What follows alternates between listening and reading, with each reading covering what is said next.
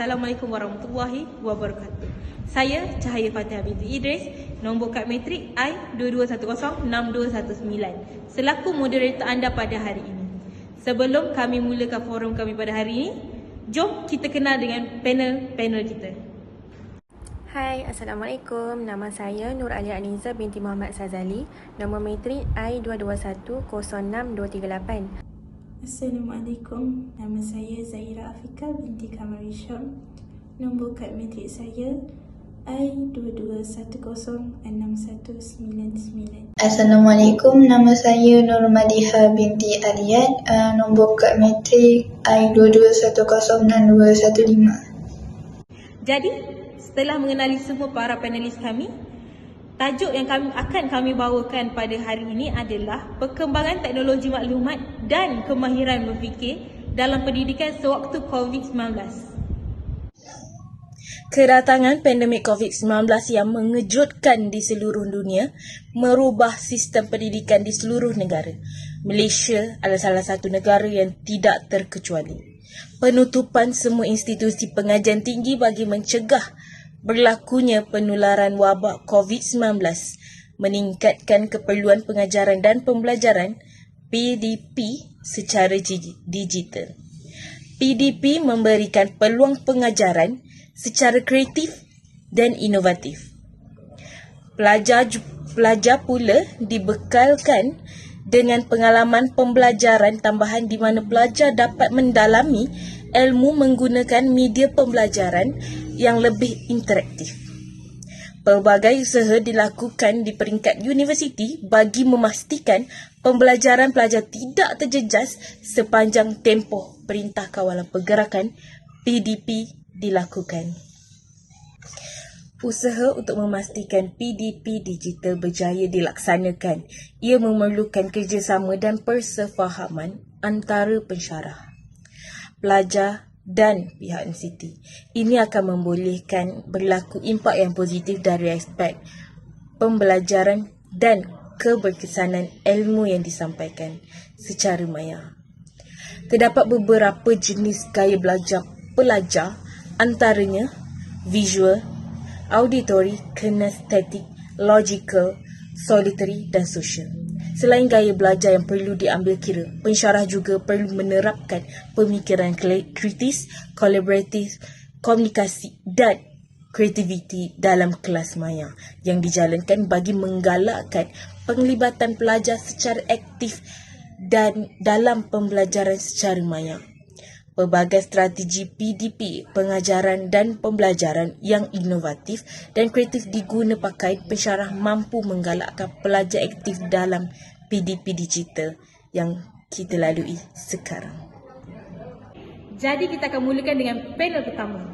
Okey, panel pertama. Soalan yang akan saya tanyakan berbunyi, apakah yang dimaksudkan dengan pemikiran kreatif?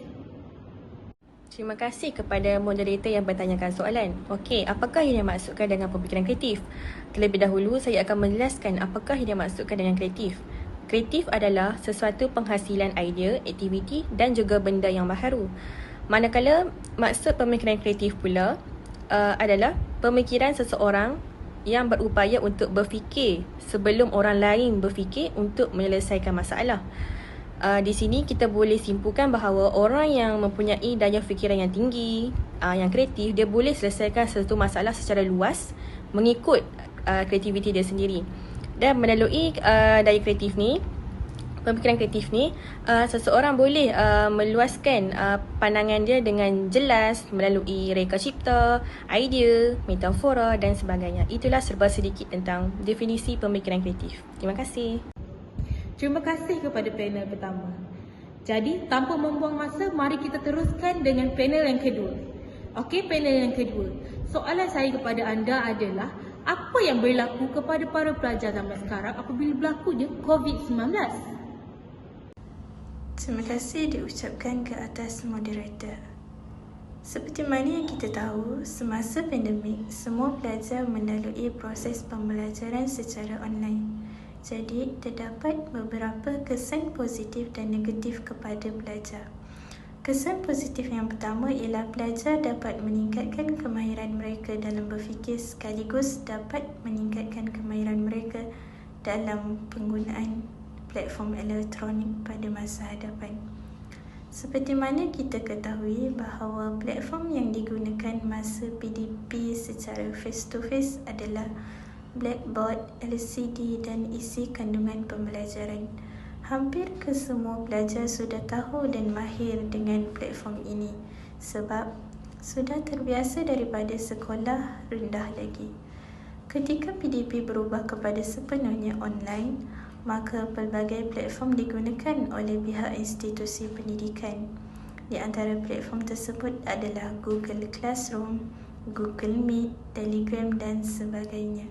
Hal ini menimbulkan kemahiran pelajar dalam menggunakan pelbagai platform atau aplikasi yang ditetapkan oleh institusi pendidikan tersebut.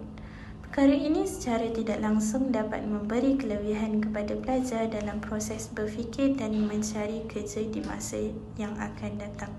Kerana kemahiran dan kecanggihan seseorang dalam menggunakan pelbagai platform dan aplikasi amat dipandang tinggi oleh dunia revolusi perindustrian di masa kini dan akan datang.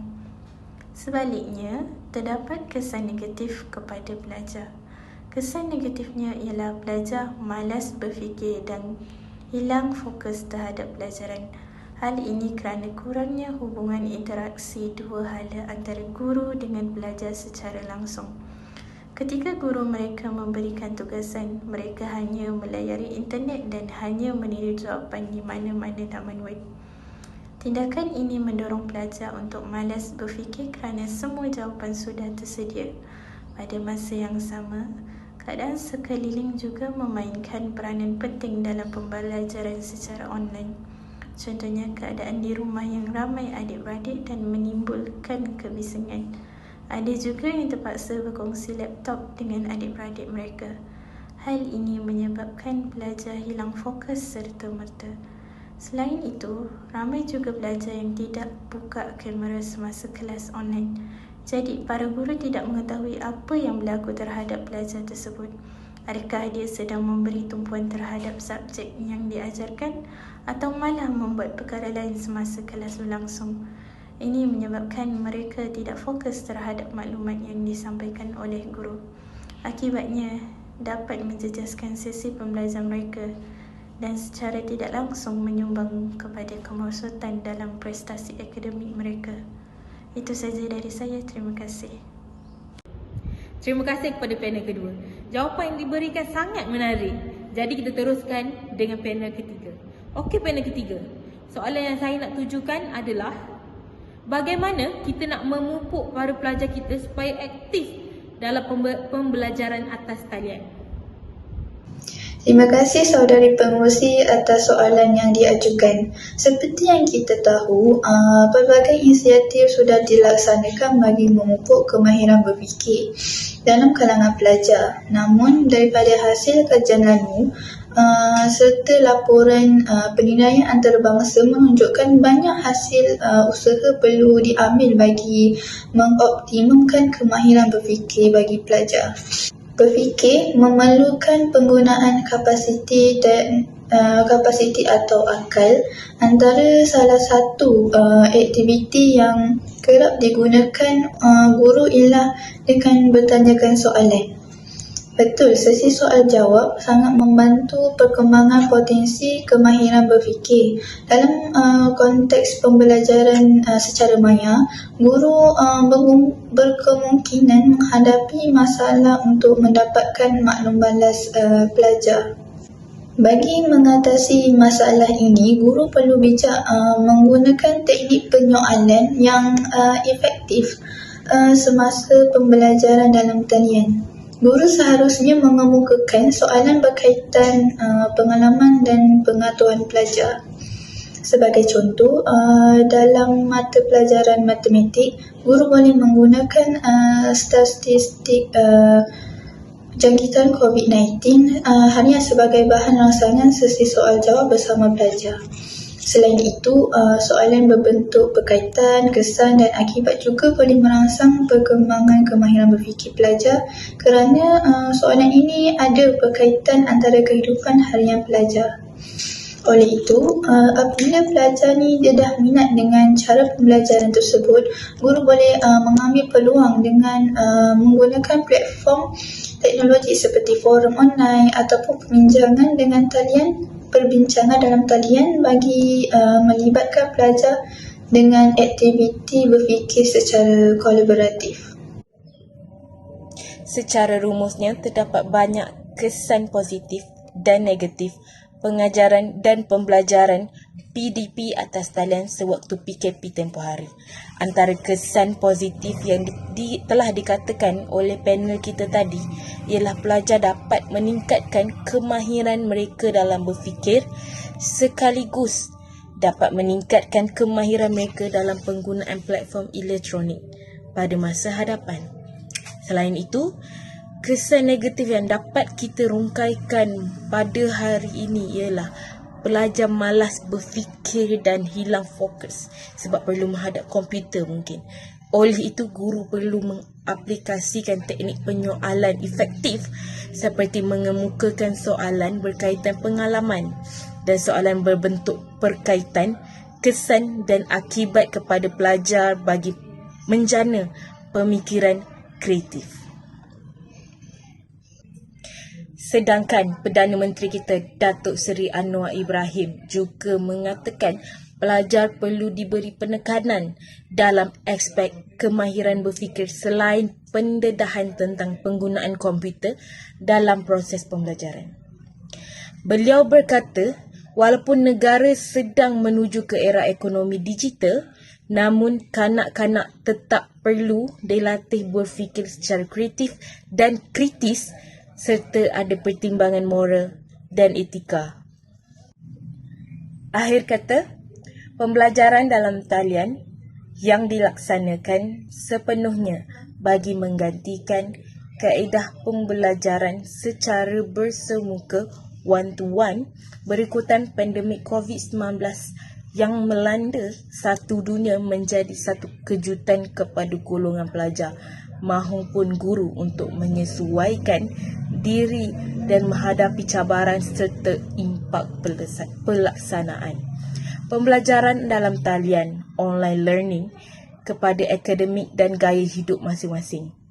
Hal ini bukan kerana semua pelajar dapat menerima perubahan ini dengan mudah.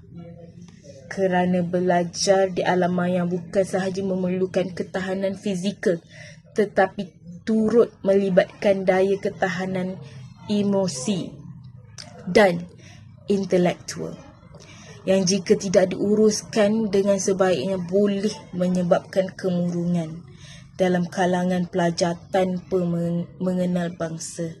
Yang mana kita tahu sekarang terdapat banyak kes pelajar menghadapi kemurungan dan peratusnya sudah semakin meningkat.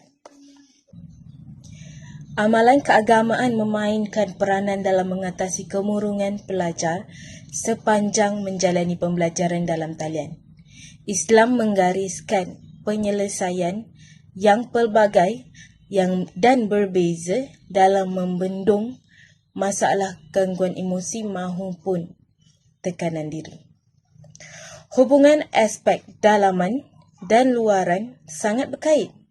Secara fitrahnya, faktor dalaman seperti jiwa, nafsu dan perasaan yang mengalami gangguan akan menyebabkan dan mempengaruhi tindakan dan kelakuan seseorang. Jika baik dalamannya, maka baiklah luarannya. Dan begitu jugalah sebaliknya. Ilmuwan agama sangat menegaskan bahawa aspek kerohanian boleh menjadi asbab dalam menyembuhkan seseorang individu yang mengalami masalah mental dan kemurungan dengan mengamalkan amalan agama seperti mendirikan solat, membaca Al-Quran, berzikir, berdoa, bermunajat, qiyamul-lail dan amal-amal lain seperti yang digariskan dalam syariat Islam dilihat boleh menjadi alternatif yang terbaik dalam merawat penyakit-penyakit mental ini. Kajian daripada Khairul Nizam pada tahun 2018. Setiap yang berawal pasti ada akhirnya. Jadi, sebelum saya mengundur diri, saya nak minta maaf andai kata ada salah silap tutur kata daripada kami berempat. Jadi, saya mengundur diri dengan lafaz Bismillahirrahmanirrahim. Assalamualaikum warahmatullahi wabarakatuh.